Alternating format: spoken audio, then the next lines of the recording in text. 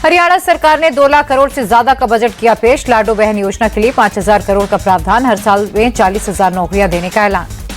Budget पेश करने के दौरान बोले सीएम नायब सैनी SYL नहर से पंजाब के हरियाणा को उसके हक का पानी दिलाएंगे। साल 2020 में दिल्ली जल बोर्ड के दफ्तर में तोड़फोड़ का मामला, 30 हजारी कोर्ट से राउज एवेन्यू कोर्ट में ट्रांसफर हुआ केस। तोड़फोड़ के मामले में भाजपा सांसद योगेंद्र चंदौलिया के आरोपी होने की वजह से केस ट्रांसफर हुआ। राउज एवेन्यू कोर्ट ने शिकायतकर्ता राघव चड्ढा को सप्लीमेंट्री चार्जशीट की कॉपी देने के निर्देश दिए। तेजस्वी यादव का नीतीश सरकार पर अटैक, कहा बिहार में कानून व्यवस्था चौपट, अपराधियों की बहार है, SI रैंक के अधिकारी की हो रही हत्या। तेजस्वी यादव ने कहा इन 20 सालों में पुलिसकर्मियों पर सबसे ज्यादा हमले हुए, अगर मुख्यमंत्री से कोई सवाल पूछता है तो लाली जी को दोषी ठहराते हैं। बिहार विधानसभा में विपक्ष का जबरदस्त हंगामा, वेल में पहुंचे विधायक, नीतीश सरकार के खिलाफ की जमकर नारेबाजी। पटना में विधानसभा के बाहर आरजेडी विधायकों का प्रदर्शन, राबड़ी देवी भी शामिल हुई। कानून व्यवस्था को लेकर नीतीश सरकार को घेरा। बिहार की पूर्व मुख्यमंत्री राबड़ी देवी ने नीतीश सरकार पर निशाना साधा, कहा होली के दौरान 2 दिन में 22 हत्याएं हुई। जब सरकार के लोग इंस्पेक्टर कांस्टेबल की हत्या हो रही है तो आम लोगों का क्या होगा। Bihar ADG law and order Pankaj Kumar का बयान, कहा होली समारोह के दौरान पुलिस पर हमले की 10 घटनाएं हुई, इसमें हमने 2 अधिकारियों को भी खोया है।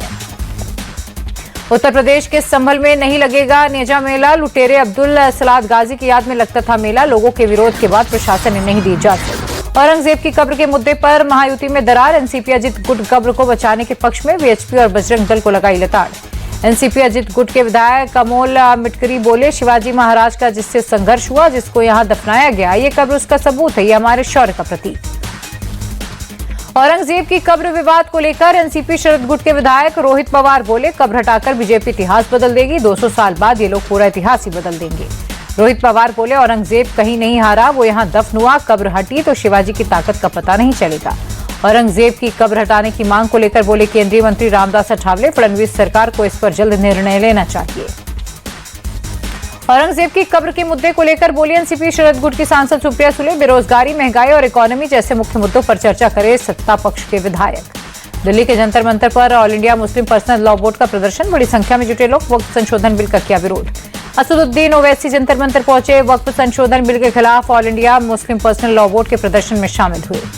AIM-PLB के प्रदर्शन पर मौलाना महमूद मदनी बोले, सरकार अब हमारे धर्म पर बुलडोजर चलाना चाहती है, हर लड़ाई में कुर्बानी की जरूरत होती है, हमें कुर्बानी देने के लिए तैयार रहना चाहिए।